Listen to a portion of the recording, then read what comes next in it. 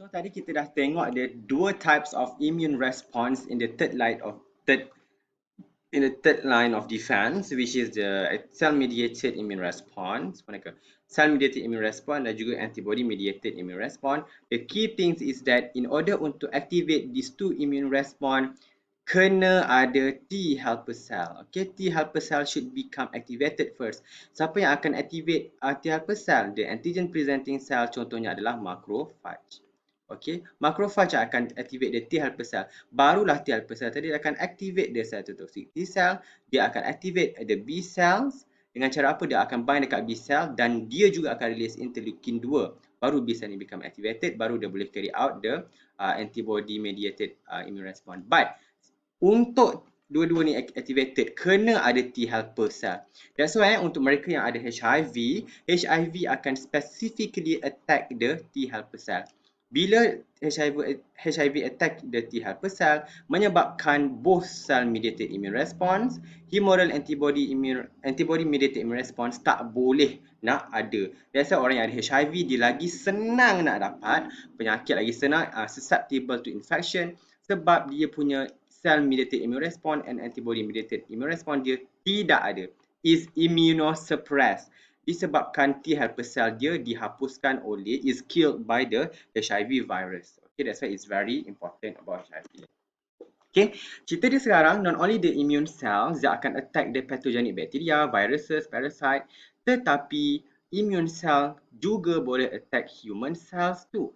Cuma dia akan attack human cells yang bukan daripada diri kita. Okay, contoh ada someone bagi sel dia, and then mamat tu punya sel akan diserang oleh immune cell oleh diri se.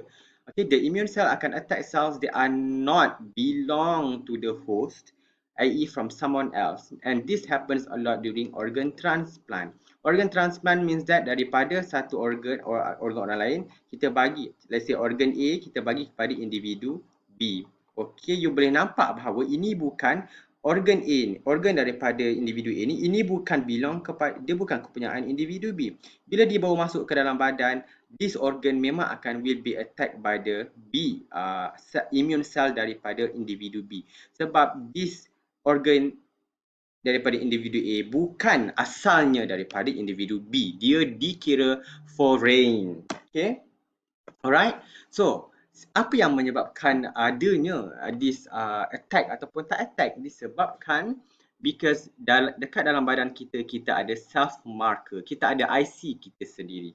Okay, the body immune defense do not normally attack tissue that carry a self marker, iaitu ada IC kita diri sendirilah. Okay, kenapa? Because asal usulnya daripada seluruh sel dalam badan awak, asalnya daripada satu cells during the embryonic development. Asalnya daripada satu sel during embryonic development, maksudnya semua sel dalam badan kita have the same genes inside our DNA.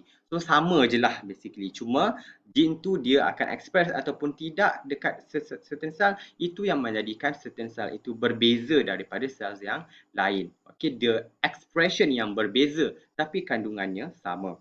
And each individual has their own genes lah, DNA, which are unique to himself or herself only.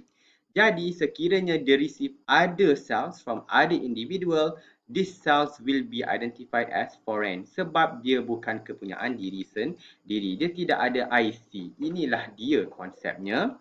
If this happens, okay, apa berlaku? Immune cell akan react quickly and eliminate these foreign cells as this cell perceived as intruders.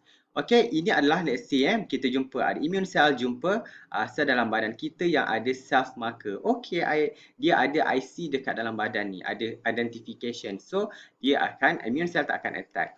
Tetapi if let's say ini adalah bakteria, cuba bayangkan ada lagi sel, you bayangkan ni ada satu sel, tetapi selnya adalah sel daripada orang lain. Disebabkan okay, dia tidak ada self marker, now immune cell akan attack. Tak kisahlah sel tu baik ke, buruk ke, jahat ke, tidak, dia tetap akan attack sebab this immune cell akan identify this cell sebagai non-self, bukan kepunyaan host. Okay, non-self include pathogens and cells from other individual of the same species. Apatah lagi different species kan. Okay, itu adalah Ini adalah konsep dia. Tetapi kalau awak nak tahu, dalam kita punya intestine, dia banyak commensal bacteria. Okay, saya dah explain commensal bacteria itu apa. Which is bacteria yang hidup dekat dalam, community of bacteria yang hidup dalam kita punya intestine, dia yang akan help in the digestion. Tetapi bakteria itu masih dia bukan diri kita, tetapi dia masih boleh hidup bersama. Kenapa? Because at one point host immune system akan promote is what we call self-tolerant. Kita akan tolerate lah, kita team dengan the bacteria. I bagi you tempat, you bagi I the nutrient. Okay, itu yang dikatakan self-tolerance. This process sangat kompleks, kita tak cover lah. But just to let you all know, we still can live with the commensal bacteria due to the self-tolerance. Okay, you boleh baca this on yourself. So, mana datangnya IC itu? Apakah IC dalam badan kita? Basically, antara IC utama ataupun identification card yang utama adalah MHC Class 1. MHC Class 1 itu sendiri adalah kita punya IC. Dan basically dekat dalam badan kita, basically MHC semua ada variation yang sama. That's why immune cell akan nampak, okay, ini adalah variation untuk host saya. Okay, tiba-tiba ada sel lain masuk, dia bawa MHC yang ada variation yang lain. So, variation MHC yang lain itu akan direcognize sebagai non-self. That's why immune cell akan attack. Okay. All body cell has MHC class 1 except red blood cell. That's why kita boleh derma darah sebab darah tu tidak ada MHC. Tidak ada identification card, tak ada IC. Bila tak ada IC, dia boleh seludup masuk ke dalam badan orang lain and dia akan be there lah. Okay, itu adalah keistimewaan dan hikmahnya red blood cell tak ada MHC class 1 sebab kita boleh donate the blood. Okay. Cuma, okay, MHC class 1 and MHC class 2 dia akan dijumpai dekat dalam antigen presenting cell. The one yang akan activate T helper cell iaitu macrophages and B cells lah. Okay, body cell can also produce other cell surface molecule that are self antigen. Not only MHC class 1 tetapi another molecule pun boleh menjadi IC bersama dan basically kalau badan you kenal you punya MHC class 1, basically dia takkan attack lah. But sekiranya adanya cells lain masuk ke dalam badan awak yang ada different IC, that's why immune cell akan attack sebab the material dikenali sebagai is foreign into the body. Dia tidak diterima lah. Dia ibaratnya macam kira pendatang kepada negara, you know. Kalau kita ada pendatang pada negara, kita akan pulang balik Rohingya ke apa dan sebagainya. Okay, diorang tidak ada IC kita, that's why kita tak boleh terima dia dalam negara. Okay, baik pendatang China dan sebagainya. Okay, sama konsep dia. Dan how do our immune cells distinguish self and non-self antigen? Okay, basically dekat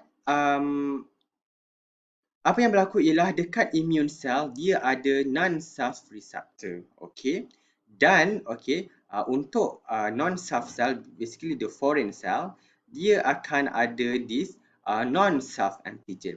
Non-self antigen dia akan bind dekat non-self receptor on the immune cell. Binding tadi akan promote immune reaction yang akan kill these non-self cells. Okay, tetapi pula okay, kalau ada okay, saya tukar gambar tadi. Okay, so basically macam mana, how do our immune cell dia akan memastikan, how does it distinguish self ke non-self antigen? So basically both B cell and T cell dia ada self receptor. Okay, kalau you tengok dia ada self receptor yang akan identify self antigen. So yang gambar ni menunjukkan ada T cell. T cell ni ada dua, dia ada self receptor dan juga ada non-self receptor. Sama juga dengan T cell ni. So basically bila self receptor dia jumpa dengan self cell asal diri kita kan ada self antigen which is ada IC kita. So dia akan bind dekat self receptor, dia akan beritahu okay, ini adalah sel self. So ini adalah sel daripada dalam badan ini. So takkan ada, there will be no immune reaction. Tetapi kalau non-self pula, okay, untuk non-self cell ataupun pathogen pun boleh, dia ada this non-self antigen. T cell receptor, selain daripada dia ada self receptor, dia juga akan ada non-self receptor. Jadi, this non-self antigen, dia akan bind dekat the non-self receptor. Bila dia bind dekat the non-self receptor, T cell receptor akan carry out immune reaction. Dia akan attack this non-self cell. That's how our cell distinguish which one is the self cell ataupun non-self cell. Disebabkan due to the presence of self receptor and non-self receptor on the immune cell. And self cell akan ada self antigen, non-self cell dia akan ada non-self antigen. Dia tak ada self antigen. Itu cara dia. Okey, sangat mudah. As I said, T cell also have non-self receptor. Dia ada dua receptor, satu non-self, satu self. Tetapi dalam ni gambar ni tak tunjuk. Tetapi B cell pun akan ada antibody. B cell tu akan ada antibody yang akan bind dekat dia punya surface. Itulah dia B cell receptor yang akan recognize, dia akan recognize the non-self antigen. So bila antibody dia recognize this non-self antigen, apa berlaku, B cell tadi akan become activated, akan release antibody to kill this non-self cell. Okay, cerita dia sekarang disebabkan adanya non-self antigen binding dekat the non-self receptor on the T cell, as well as adanya non-self antigen binding dekat the B cell receptor ataupun the membrane bound antibody. Dia akan activate this B cells. Okay, konsep dia non-self antigen, non-self receptor. Itu saja. Okay. Kalau T cell dia akan promote this what we call cell mediated immune response. B cell yang saya lukis tadi dia akan promote this humoral immune response lah, the one yang kita dah cover tadi. Okay. Example of the self and non-self adalah konsep organ transplant. So basically apa berlaku ialah kita tahu untuk organ transplant memang organ itu bukan daripada diri kita. So dia ada non-self antigen. So that's why non-self antigen itu contohnya adalah MHC lah. Ini adalah non-self antigen daripada another orang. Okay, which is unique kepada orang yang penderma lah, tetapi bukan kepada penerima.